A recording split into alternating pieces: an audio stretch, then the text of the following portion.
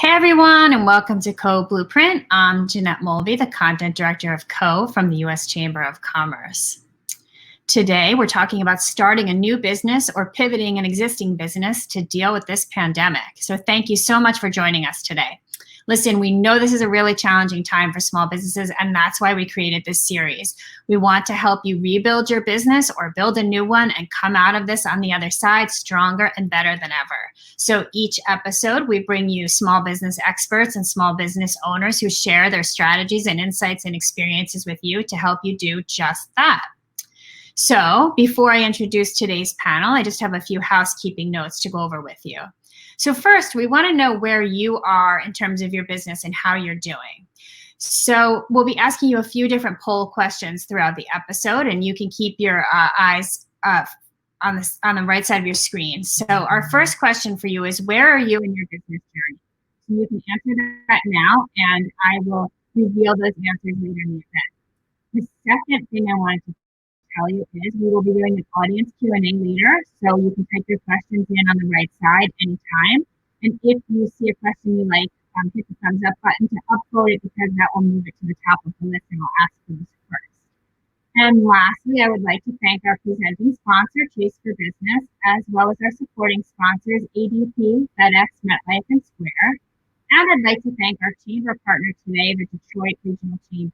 So we're excited to highlight small business owners from the Detroit area today. So the first thing I'd like to do is introduce our experts on our panel. We have Will Adams, who is Vice President and General Manager of Small Business Services from Upnetic, which is based in Atlanta and is an online services platform for small businesses. And we have Tom Mueller, Vice President of Client Experience from ADP Small Business Services, and also, coincidentally, owner of a new business called Broadway Baker in Santa Monica, California. So welcome, Tom and Will. How are you guys doing? Great, thanks. Doing great. Thank you for having us. Great. So Tom, my first question is for you, and before I ask you my first question, I'm going to ask you my pre-question, which is, how do you pronounce your last name? You got it right, Mueller. Good, perfect. I didn't practice that. So we know this is a challenging time for small businesses, and you're talking to us really in two capacities: your capacity at ADP as well as a bakery owner. So what are you, in your role at ADP, what are you hearing from clients, particularly businesses who have just started out or who are essentially starting over by making big pivots?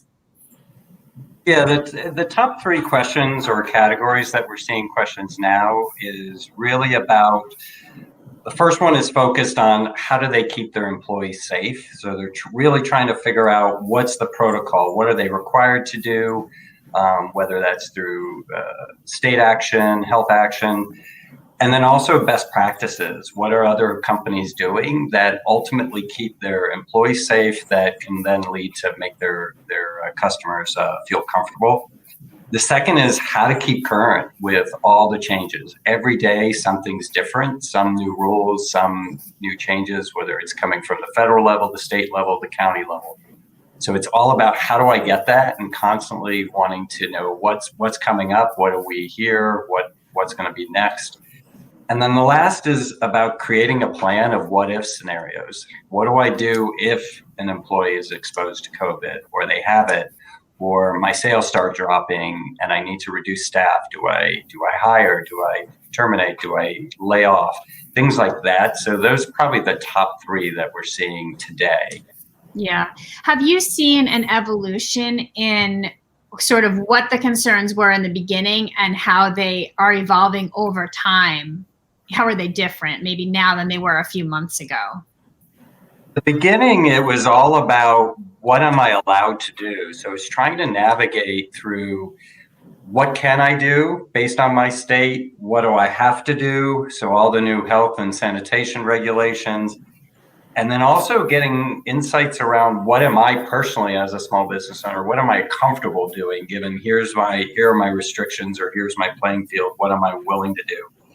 And then it really geared up around resources. So as the Family First Act was released, or the CARES Act, what are those resources? How do I leverage the tax credits, tax deferment, the paycheck protection programs. So those kind of things. And then it was ultimately, how am I going to start pivoting my business? So I can be open, or I can reshift. I'm allowed to do this small set of things. How do I start to leverage that and build the business and keep the business alive?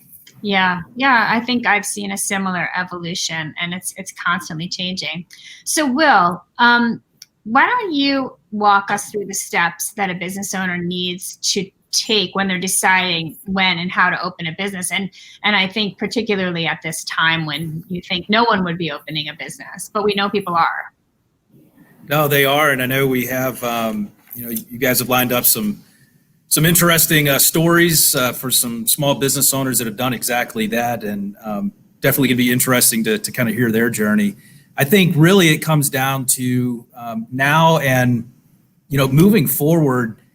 It really comes down to asking really good questions. I think in our experience in helping so many entrepreneurs and small businesses over the years, that we have noticed that the most gifted entrepreneurs are the ones that ask a lot of questions, and especially in the beginning stages, as they're kind of, an idea is starting to kind of percolate in their mind, and they're starting to kind of explore whether or not this is going to be a viable, business.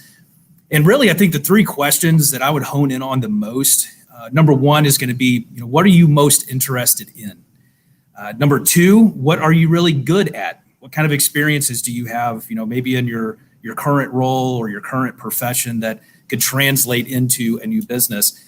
And then the third is, and I think this is going to be the one theme that, you'll hear from the different people today is, what needs, what issues, what problems are you encountering throughout the day? And that can start really small in your own personal life. It can look at, the community in which you live. And a lot of, aspiring entrepreneurs will kind of hone in maybe on that first question only. What am I most interested in? But really the best ideas, really arrive at that intersection of how you have answered each one of those three. Again, what are you most interested in? What are you really good at? And what needs are you encountering throughout the day?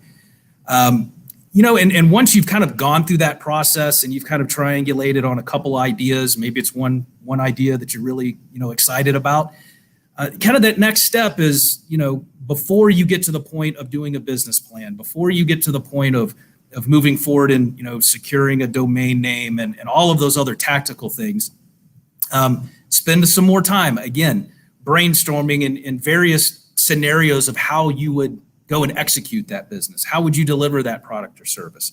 And through that process of just rolling this around in your head time and time again, asking other entrepreneurs what they think about, how you're processing this idea. You're going to get it down to something that at that point you say, you know what, this is something I think I want to make a go at. And then at that point, instead of diving headfirst into a business plan, which can be very intensive, we would suggest to go and do a feasibility study. And that's going to go through and it's going to look at, your market. It's kind of a precursor to a business plan, looking at the market, technical feasibility, financial feasibility, organizational feasibility. And once you've kind of come out of that other end, you're going to be faced with the decision to either walk away at very little cost to you, or you need to go ahead and make that full-blown commitment and moving into that next step of, going through the business planning phase. Right. Okay. I think that's great advice. Thank you. So Tom, I'm coming back to you. We are talking sort of about two things, right? We're talking about either starting a new business from scratch or having an existing business and needing to change quickly in the pandemic. So what advice do you have for businesses in the latter camp who need to come up with new services and offerings to an existing business? And I know we were talking about your bakery having done exactly that with creating a change in how you handle the menu. And I think that's really interesting. So if you want to talk with your ADP hat and then tell us about what you did at the bakery, I think that people would love to hear that. Yeah, absolutely. And it kind of plays in with what was just mentioned around the what's interested in and what you're good at is it's looking for those natural opportunities to expand your sweet spot. So we're hearing with a lot of, like, if you think of the restaurant, and we're hearing a lot of restaurants are now creating mini markets in their stores. So the types of fresh ingredients that they're using to make their meals they're actually now creating opportunities where people can come in as they're doing a takeout order that they could also do some shopping. We're seeing that in the baking business also, where there was a shortage, at least in California, on flour as everyone started baking at home. So we had the opportunity with the ingredients that we deal with every day. How do you create those new opportunities? So it's looking in that sweet spot piece. And then for me, it's also knowing your customers and what's going to make them feel comfortable for purchasing. So with our personal, as we were doing our opening up our brick and mortar for a bakery, we quickly sensed that customers were hesitant to come into the store in the beginning. So we quickly put up an online menu that allowed them to place the order, pick their time. They could come in and grab and go, or we could do curbside pickup. Or do contactless doorstop delivery. So it's looking for those ways of finding natural opportunities and really expanding the opportunity. Great, thanks. Will, I'm coming back to you. So for businesses that already have, a physical infrastructure in place, this can be really challenging because it's not that easy to reconfigure your physical space to do a completely different thing. Right.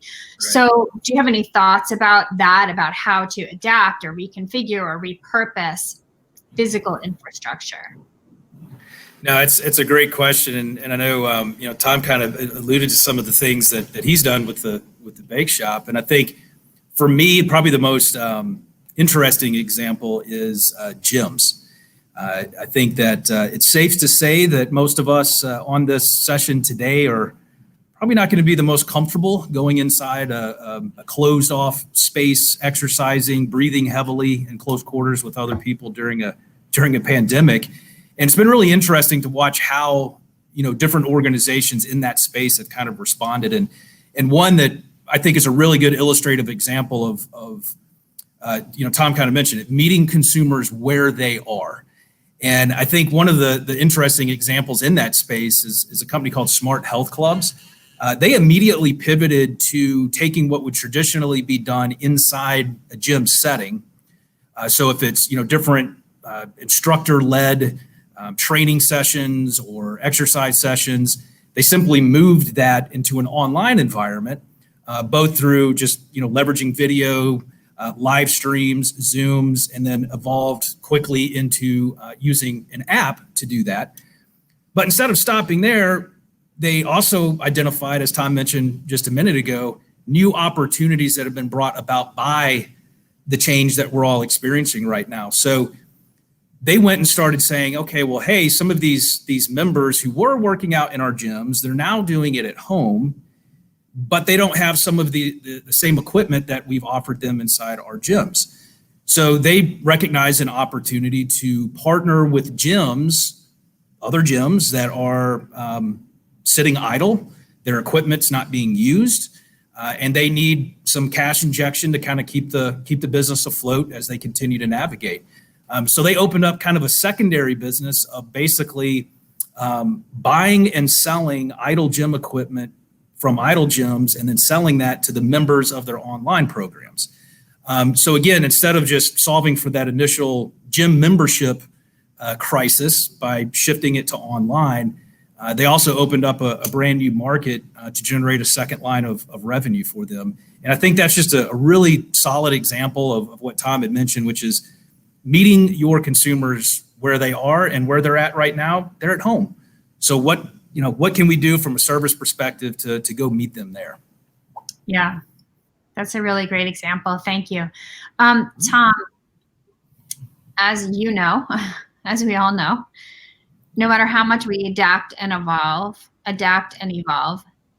things are changing all the time. None of us knows what tomorrow is going to bring in terms of our health and regulations. What are your thoughts just generally about how businesses can manage this constant uncertainty in their decision making and planning? That's a tough one. We know the uncertainty is here and it's not likely to change anytime soon. So I think it's really staying connected to your customers and really watching the behavior as time goes. Everyone has a different comfort level. And that comfort level will change over that time. So it's ultimately, how do you stay connected? How do you constantly pivot based on that so that you can sustain your growth? And for me, it's building your network. You don't have to do it alone. It's leveraging your local chambers, the economic development groups within your state or county, as well as connecting with other businesses. That's one of the things that we at Broadway Baker did is created a community of small business owners that are going through this. Whether we connected with some on the food side where we're local, but we also partnered with gyms, hair salons, nail salons, to really get a sense of what are the creative ways that everyone is trying to react to it, whether it's how do you create more online offerings, what are you doing in your space, how are you advertising to get people to come out, what are you doing in their homes, things like that. So it's ultimately it's not going to go away. So it's figuring out how do you keep ahead of it as much as you can, but create that network. Yeah, I think that's a great answer, actually. Okay, so I am going to introduce our small business owners now, but before I do, I just want to remind the audience to check the resources on the bottom of your screen for more insights and resources that you can look at after the event. So that includes an ebook from ADP and Upnetic on starting a business. So we encourage you to go check that out. And I just want to say thanks to you guys, and I will be bringing you guys back when we do the audience Q&A later. So right now I'd like to introduce our small business owners, Yvette Jenkins, who is the founder of Love Travels Imports in Detroit, Michigan. Drew Patrick, who is the owner and president of Michigan Fields, also in Detroit. And Nitresh Raji, CEO of International Wheel and Tire in Farmington Hills, Michigan. So thank you all for joining me today. Thanks, Jeanette. Hi, guys. So Drew, I am going to start with you. So first, tell us what your business does and why you started a business in the middle of a pandemic. Yeah, thanks, Jeanette. And first, thanks for highlighting Detroit. It's always great to be able to tell a more national audience about all the positive things that are happening here. So appreciate that opportunity. So I'm also the owner of a company called Skidmore Studio, which is a brand strategy and design firm that works with a lot of food, beverage, and CPG companies around the country, from Fortune 500 down to emerging startups. And in taking over ownership of that company 2 years ago, part of my vision was to think about how can I leverage the real immense talent that we have in our existing business in a different way that provides more value back to the company and its employees. So that's been on our mind for a couple of years. And then when COVID hit, it just absolutely fast-tracked a plan that we had on the shelf for a business, which was a grocery delivery company. Because who knew that was coming, that need was going to be so prevalent and acute at that point in time. But because we had that plan on the shelf, we were able to get up and get running in about 3 weeks from the point in time where we said, this is something we want to do, to something that was live and actually operating in Southeast Michigan. How long had you worked on that plan, put into working on that plan before you started the business? I was a participant in the Goldman Sachs 10,000 Small Business Program, which is a 4-month program for entrepreneurs where you develop a growth plan over that period of time. So it was about 4 months, and then honing it over the next 6 to 8 months before March. So probably a year. Okay, that's great. That was great timing. Yeah. So thank you, Drew. So hi, Nitresh, how are you? Good. How are you? Good. You get the award for most appealing backdrop today.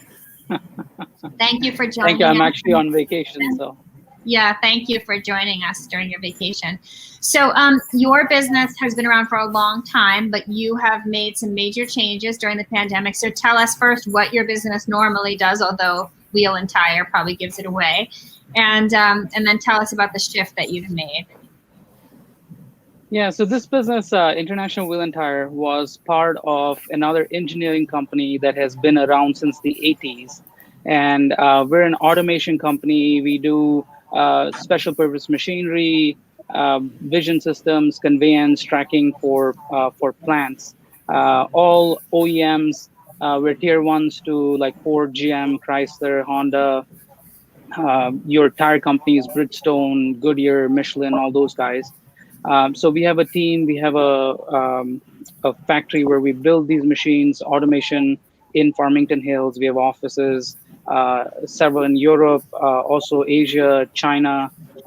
So we were doing this right before the pandemic. Um, so so so the International Wind Tire got formed in about 2004 um, for specifically doing tire and wheel area stuff. And so during the pandemic, you've shifted gears and, oh, I did it again. I did not mean that to be a pun, but there you have it. So tell us about how you changed your business in the pandemic. So compared to some of the other businesses in the area, we had a little bit of a heads up because of our office in China and them getting hit hard. So we knew some of the things that were down the pipeline. So we had geared long before, we had the stay-at-home orders and all that come out. We had geared our whole staff to be able to work from home. Manufacturing, of course, can't work from home. So we had a plan in place for how we'll cope up with the demand. And before the stay-at-home order, we had probably just confirmed orders and deliveries up till the end of the year, maybe even the first quarter of next year. So we had sort of a plan for that in case something like that happened. What we didn't see coming was that when the order came out, it affected all the automotive companies. The plants started shutting down. So, when we build equipment, it goes inside plants in a very strict schedule. So the plants are shut down in July, December. That's when these machines go inside the plants. So the first thing that happened is the projects that we had in the pipeline, they either went on hold or some companies asked us, what would it cost to cancel these projects, which is, you can imagine, pretty shocking for projects you're working on for months. Some of the quotes that we had in the pipeline for 2021 all started to, everything went on hold. They said, we don't know what we're doing. So it was sort of an unsettling time for the business. And we had to sort of put our heads together. We have a staff of about 25 to 30 engineers. We have machine builders. So we're thinking how to best utilize this resource. And we are, like I said, for several years. I've been with the company since 2004. Several key employees have been there long before that. So, Will put it very nicely earlier. He was talking about what's your interest, what are you good at, what does the market need. So we started that same chain sort of backwards. We said, okay, what does the market really need right now?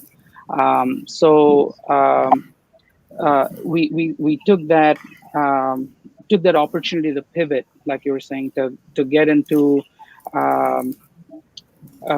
something related to automation that the market really needs. Everywhere on TV, we are hearing about the shortage of PPE. So we started building machines that can build masks at a very high volume. So that's sort of what the path we took. Right. So you made that shift. So that's great. So I'll come back to you and we'll talk a little bit more about how you made that. So Yvette, welcome. Thank you for joining us. You run a very different kind of business. So tell us about your business and how it's been impacted by the pandemic. Thank you. We're a Detroit-based lifestyle brand. We curate, produce, and retail ethically artisan-made women's accessories, home decor, and gift items. And we're located in Northwest Detroit, in an area called the Avenue of Fashion. And honestly, in 2019, we were really challenged because they did a major construction project over the course of about 9 months. And literally, they took out the sidewalks, the road, and the sidewalk from one side of the street to the other. And so when 2020 came, we were very excited. Revenues were going up, and we were really looking forward to having an excellent 2020. Well, March, and then COVID hit. And so we had to, everything shut down. And so we had to start to think creatively. What could we do to try to create some revenue? And so that hit in March. And so early April, we reached out to some of the artisan groups that we work with, and we were trying to think of things that would be pertinent so that we could do those things and supply those things to people, like the lavender hand sanitizer, hand painted face mask. And we pivoted, moving from our retail to doing email campaigns, putting more things on our website, and doing more online kinds of activities. And as a follow-up to that, because people were very hesitant and couldn't leave the house, so it was more online kinds of activities, contactless delivery of those essential kinds of products that people were interested in. And that's kind of how we, started. Right. Great. Thank you. Drew, I'm coming back your way. So tell us about starting a business in a pandemic. What have been those biggest challenges? Yeah, Michigan Fields, like I said, we decided we were going to pursue this at the end of March and launched in the first week of April. And the biggest challenge, obviously, is we're in a pandemic, right? So people are working from home, people are scared, people are in an unknown environment, unsure of what to do and where to go and how to do it. And in all of that, we're trying to get a really narrow, resource-strapped entity up off the ground. So it was, I would say, an even more challenging environment because of the obvious pandemic situation. But the good news was we were launching a grocery delivery service, which was a need, right? It was an absolute need for almost everyone because people weren't traveling to retail outlets. So that gave us some flexibility and allowed us to get going. But I would say the most difficult thing in getting going was having to move at the speed and flexibility that a startup needs to move at, while the employees, the stakeholders, all the people involved are just in an unknown world. So how do we keep people moving and keep people focused and also maintain empathy the entire way? Because as Skidmore is a human-centered design firm, I try to be a human-centered leader and not forget that we're talking about people's lives. This isn't just about getting a business off the ground. This is a trying time for the community and the people who are trying to help get the business going, let alone the constituents we're serving. And so how do you maintain that balance of, we need to get this going to serve the audience, but we also need to take care of our people who are involved because they're probably going through some challenges and some fear at the same time. Yeah, you're asking people to make major changes at a time at work, at a time that they're also dealing with major changes at home. So it's a lot. Natasha, I'm coming back to you. Let's talk about, so your business is very established, but you were established as one kind of business. So when you change what you're doing and you start creating machines and processes for creating PPP, how did you go about finding new customers for this?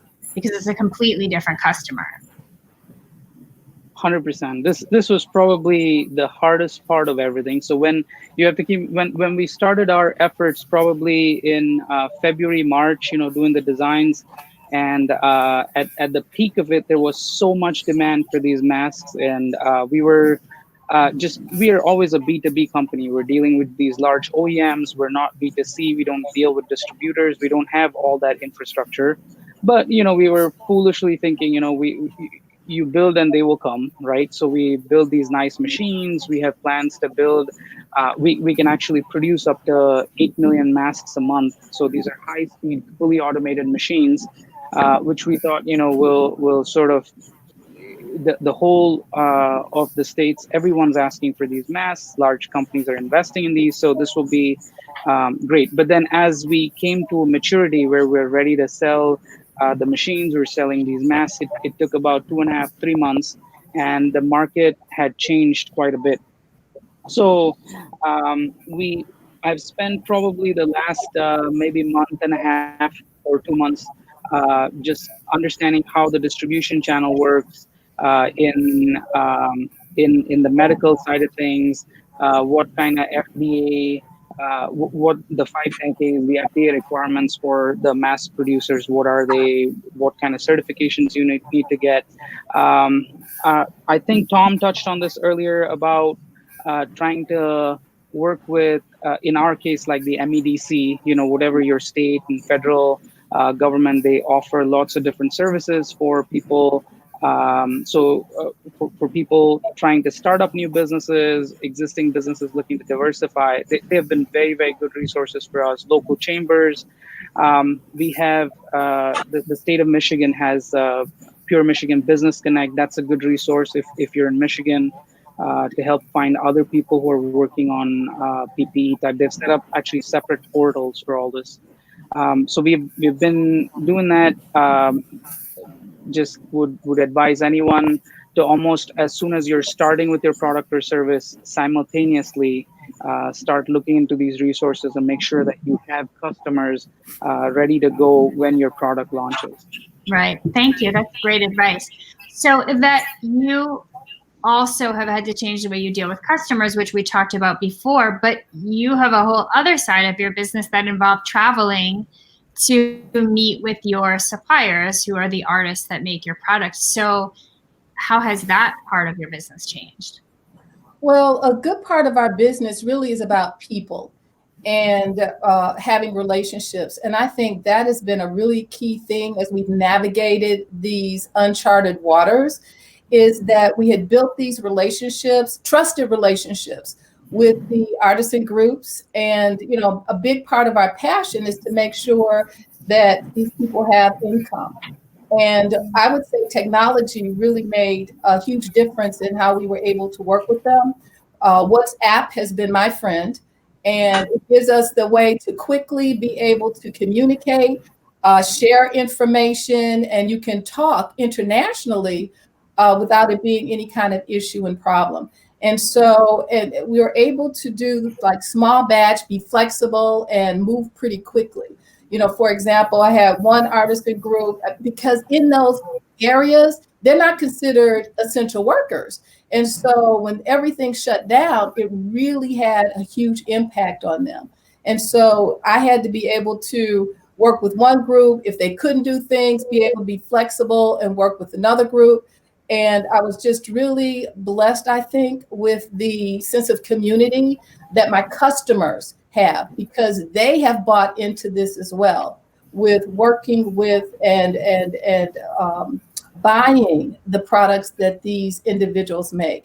And so I would say goodwill was also something that made a huge difference for us, because people believed in what we were doing. We had a lot of community goodwill.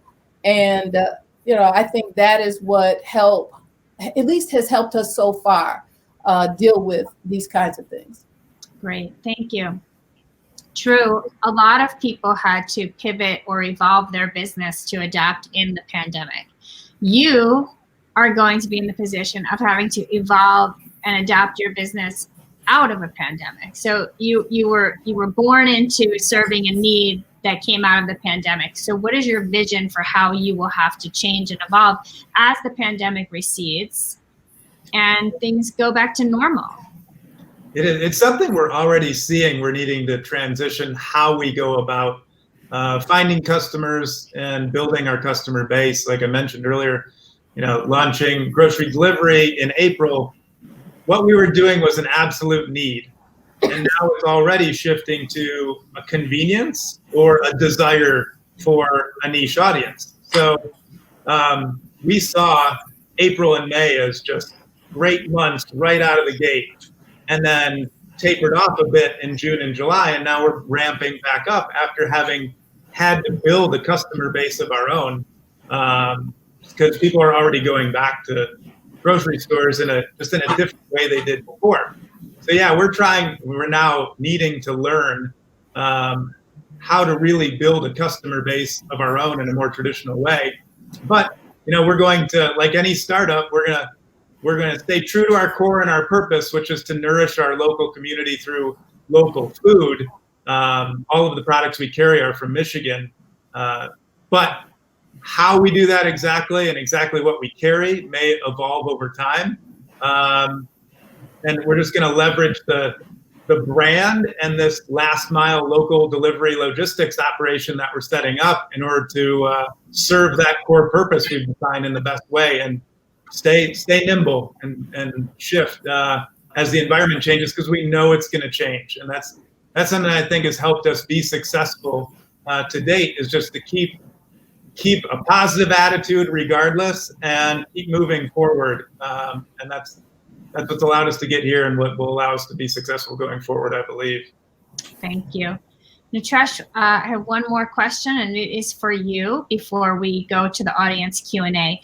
So we've talked about how you changed your business. We've talked about how you found new customers. But tell me, how do you get employees who have been doing the same thing for years and years and years to suddenly, and who have crazy things going on in their own lives through this pandemic, how do you get them to get on board with changing and just stay engaged through the whole process and motivated? Yeah, that's been sort of the journey for the last several months. I guess in management, this is always part of what you do. But the last several months, like you said, with all the things going on in people's own lives and just the work changing so much, and when I was speaking earlier, I told you that when the pandemic hit, the stay at home, there was suddenly a big drop in the business. What happened is, after the PPP loans came out, the factory started opening again as essential services.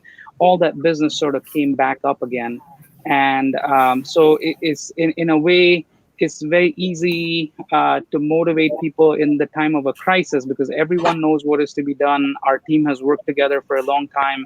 With very little motivation, people will do stuff that's needed to do to pivot. But as soon as the main business started coming back up, I noticed that, a lot of the feeling is, why are we doing this? And that's, I think, focusing on the whys and trying to keep your people motivated in that direction. I usually just jump back to numbers. Like if you look at a country like China, this is what I tell the people I work with. In China, they were producing about 19 million masks a day before the pandemic.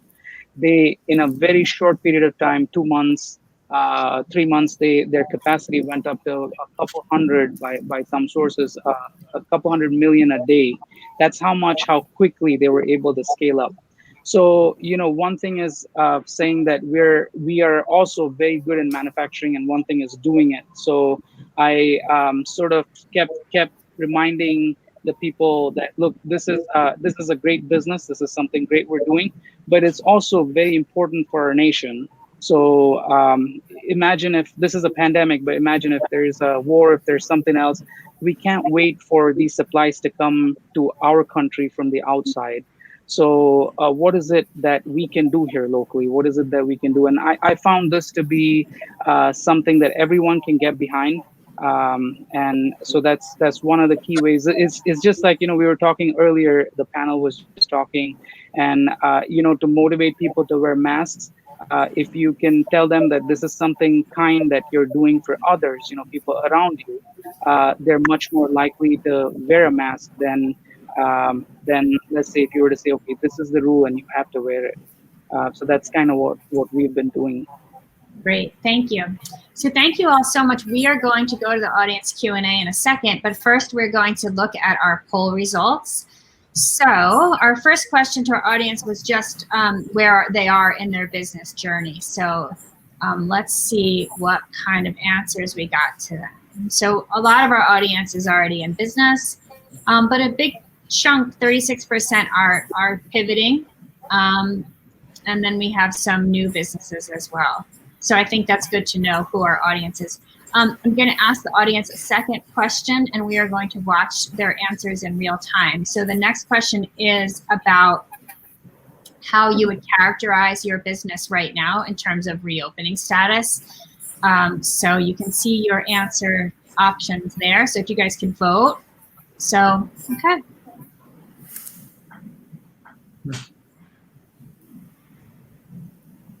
Okay, so about 40% are completely open, and then we can see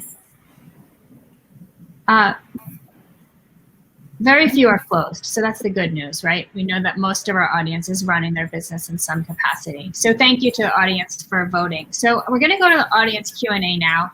And I think I'm going to come to you first, Tom. And you can totally talk to this as a bakery owner, because I feel like that's where your expertise on this topic is, I think. But this person is just talking about customer safety and how to think about that as they run their business. And I think since you have a physical location, and I don't think you said this before, I think we said it before the event, but you went from having an online only business to having a brick and mortar business right before the pandemic hit, 6 weeks before. So how are you thinking about customer safety and dealing with that issue in your bakery? Yeah, it's a big area, and with all the health regulations that are coming around, the safety piece has been a big focus for us, and it's trying to get a sense of what I'm comfortable as a small business owner, because I feel I have an obligation to my employees as well as to my customers. So it's finding that balance of how do I keep my employees safe, and how do I keep the customer safe and match their comfortability of how they want to shop. So it's been really getting a gauge of who's coming in so I had the 6 weeks. So some say, oh, wow, it's such a tough time to open. But I was grateful for having the 6 weeks to really understand the folks that are going to come to our retail shop.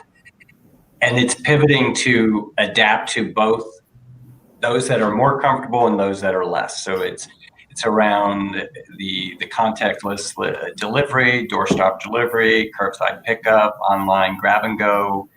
And then when the folks do come into the store that feel that comfortability, creating a space where I can keep us and that socially distance of the 6 feet.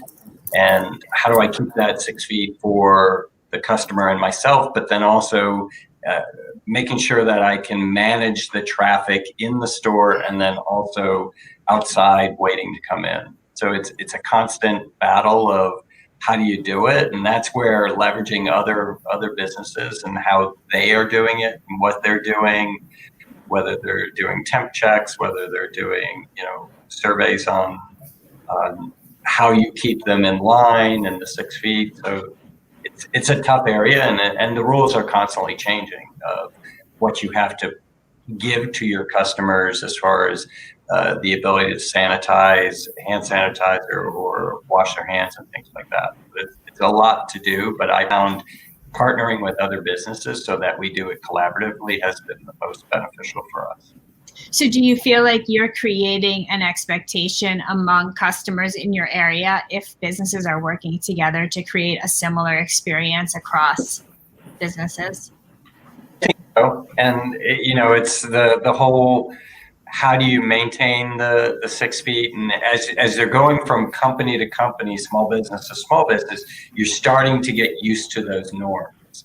The waiting in line, seeing the slots on the ground where the 6 feet are within the store space. You see that whether it's a grocery store, a restaurant, a retail shop. So you're starting to see it. So it's taking those items and bringing that in.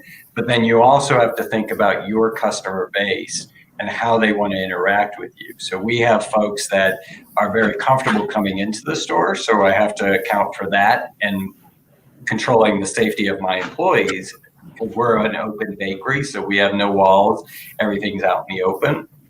But then I also have those that don't want to come in, or they don't want to hang out. So they just want to grab and go, or they want the curbside pickup, or they want us to deliver. So we started becoming our own delivery company in a local area to account for the demand that wanted to buy, but they didn't want to come to the store. Right. That's great. Thank you for that information. So, Will, I am coming to you. This person asked, they're talking particularly about being in the tourism and travel industry, but if you could talk more broadly about once the pandemic starts to ease and people have to restart marketing again because their industry, we talked about gyms before, we talked about restaurants, we're talking about travel. Any thoughts on marketing and what people could be doing now to be preparing for how to be marketing again or differently after the pandemic? No, it's a great question, and I think we've heard answers to that question from all the different panelists in here. We talked about relationships. We have in our respective communities, industries, really nurturing those relationships now to where we have a phrase around here that teams win, individuals do not. And I think the more momentum that we can have in the communities in which we operate with helping each other out, and we've heard that from Yvette, we heard that from Tom, we heard it from Drew, is in different ways. I think the other piece is, and I relate this back to what our company is doing currently. We exist to serve small businesses and entrepreneurs, and our business is doing very well right now. And it's because small business owners are turning to us for direction, for answers in a time of uncertainty.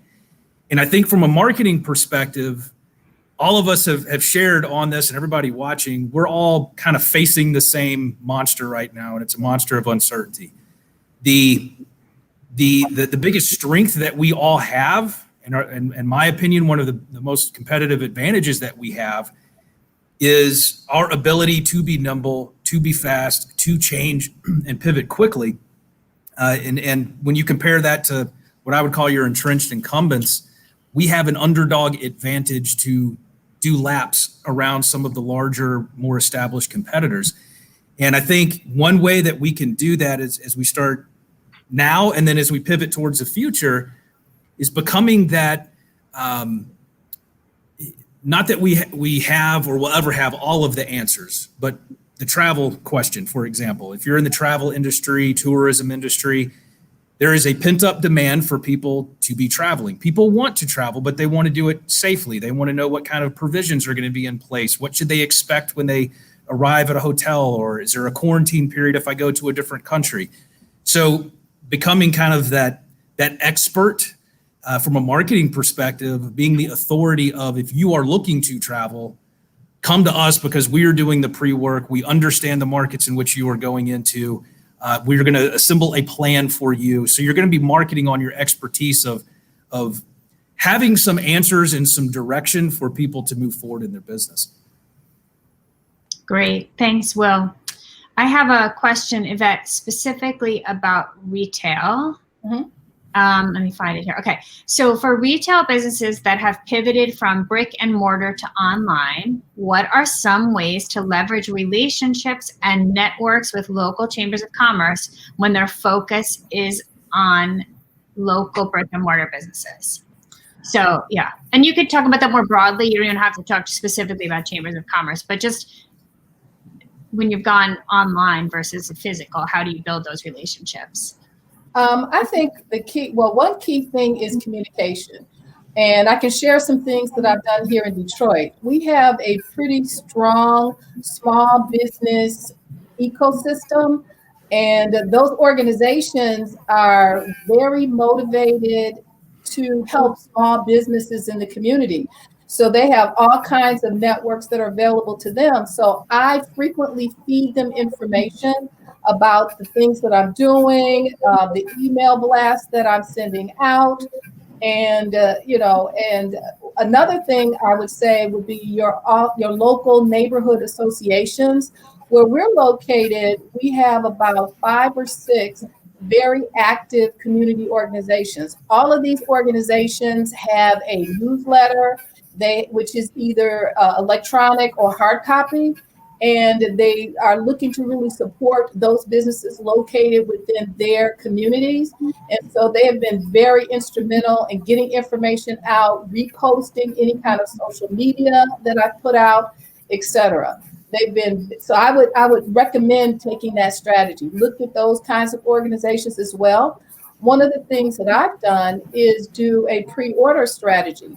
And so I make sure that I communicate that information to all those different entities, the development corporations, the DEGC, the various social organizations, Prosper Us, Detroit, all these different organizations that are in place to help small business. They want to help you. So keep them in the loop with what you're doing, ask them questions. They're there to provide support as you navigate from a physical location to an online strategy. So I would say take advantage of that, always asking the questions, always sharing information about what you're doing. Great. Thank you so much. Drew, I'm coming to you. This person says, how do I find new customers and clients during this time when so many people are staying home? So presumably when it's harder to connect with people. Well, the good news is you know where they're at. They're at home. And I don't know if we're talking about the B2C side or B2B side, but I can address it so it captures both. I think strategically, one thing we recommend, especially in this environment where fear is a little higher, people are in an unknown environment, circumstance, don't forget to lead and include your messages around your brand and your reasons to believe in what you do and why you do it, as opposed to just asking people to buy, which would be your reasons to buy. We talk about those as marketing messages or conversion messages. Those are important, but you can't forget to have, we would argue, 60% of your messaging be reasons to believe in why you do what you do. So lead with that. Whether it's consumer or B2B, it applies to both. And then tactically speaking, because everybody's at home, there's a little bit of screen fatigue. So a lot of the digital marketing efforts that are going out right now are challenging to have great effectiveness because there's so much messaging going on. So we've seen a little bit of success with some more traditional marketing tactics that we may have forgotten about in the last few years, like direct mail. If you can get some earned media locally, some PR, that's been effective for us. But things that we wouldn't have necessarily focused on in today's world, in pandemic environment, those have become relevant again because people are at home and open to messaging in different forms. Yeah, I think that's great advice. Thank you. Nitresh, I'm coming to you with this question. And I think this is really relevant to you because you still have to run your other business as well. So when considering short, medium, and long-term strategy, how do you plan for how you're going to run your business now and later?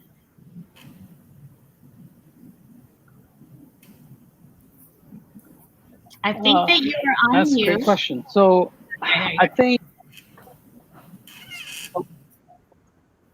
You're good. Is that better? Yep, you're good.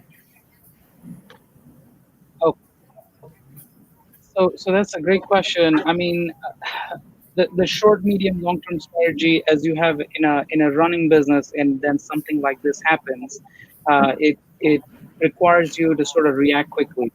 You have to think about what your core strengths are. There will always be a need for stuff. Whether you're doing something. The market conditions change, you're required to do something else. But if you have some good skills or you have the nature or the willingness to learn new skills and develop new skills that address new market problems, you will always have something to do, whether you're thinking of it from a personal level or from a level of an organization. So strategically, sort of that's what we have been doing. We've used our core competencies in automation to pivot from, let's say, hardcore manufacturing and automotive to something in the healthcare area that I think everyone will need. I think for every individual, that's something that they have to do, see what the market needs, and develop a strategy around, and it's always you try something, you see if it works. If it doesn't, you try something else, and so on. I was telling you some of the. Okay, I think I'm losing the trash, so I am going to. I think we can't hear him, so I'm going to move on and ask Tom this question. So I think you sort of had this experience, Tom. How do you build relationships for a business that doesn't exist yet? So how can you get the word out and start building relationships before you even open your business? Yeah, that was a big focus of ours as we were planning on opening up our storefront. And where we thought that we would get the biggest traction because of where our shop is located is getting involved in the community. So how can we get the word out that we're coming? So not only did we do stuff on the window so that folks as they're walking by, but we did heavy involvement with even what Drew had mentioned. We did a postcard drop, several of those that drove folks to let them know that we're coming. We worked with the local chamber to how we can get into certain areas. So we decided to go for the schools. And as they were doing their fundraisers, we were offering product that was getting the local community, so the families around like a 3-mile radius around the store to know that we're there. They're actually getting to see pictures of the product, and then the lucky winner gets to taste the product.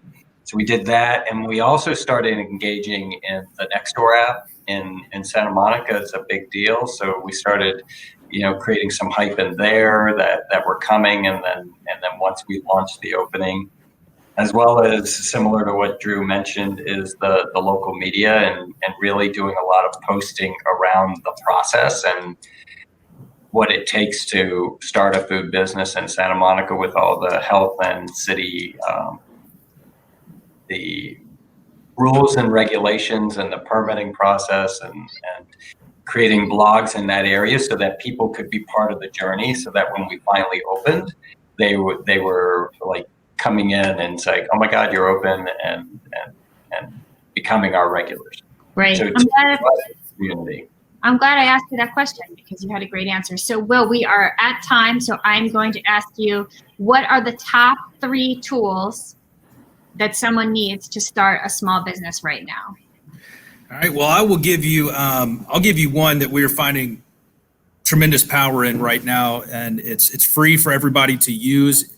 It is already out there, most likely for your business, and you may or may not be aware that you can take full ownership of it. And it is Google My Business. Mm-hmm. Google My Business. So if you have not gone and claimed and started to run and manage and optimize that platform, I would highly suggest you do so. It is becoming more and more weighted strongly in terms of local search specifically. But if you're not familiar with it, if you Google your local small business, it's going to come up in the phone and you're going to see a map, buttons to call, buttons to visit, buttons to go to the website, reviews, phone numbers, all those types of things. You can take full control of that. Google wants you to do that. So I would suggest honing in on that tool, whether you are new or existing. Thank you. That was a great answer. So that is it for us. We are out of time. So first of all, thank you to all of you. Will, Tom, Yvette, Drew, and Natresh, thank you for joining us. I would like to thank our presenting sponsor, Chase for Business, as well as our supporting sponsors, ADP, MetLife, FedEx, and Square. And thank you to our chamber partner, the Detroit Regional Chamber. It's been great to hear from all of you in that area today. And most of all, thank you to our audience for joining us today. Please join us on Wednesday at the same time every other week. So in 2 weeks on August 26th, we'll be discussing how companies can operate their businesses in a socially distant world. We'll be teaming up with the Jefferson Chamber of Commerce, and we'll be highlighting businesses from the New Orleans area. In the meantime, check out the great resources that are available to you on this webpage from the U.S. Chamber and our presenting partner, Chase for Business. You'll also find a link to that ebook we talked about from ADP, Upnetic, and the U.S. Chamber. Together we'll reopen, recover, and rebuild. See you next time. Thanks so much. Bye-bye.